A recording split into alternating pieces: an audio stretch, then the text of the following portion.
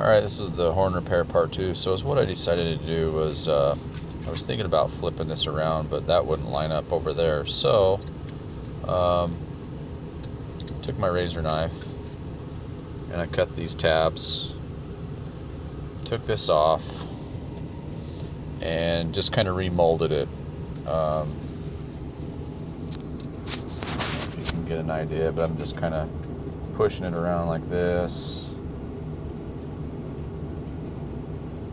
to get the elasticity to be on the reverse end that it was. So that seemed to work pretty good.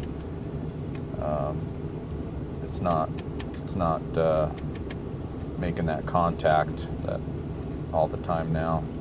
Now the problem is I've got to fasten it to these little nubs, and what I'm going to do is I'm going to mix up some JB Weld and put a dab on each joint, see how that works. But so far I'm pretty happy, and I'll try the JB Weld and see how that turns out.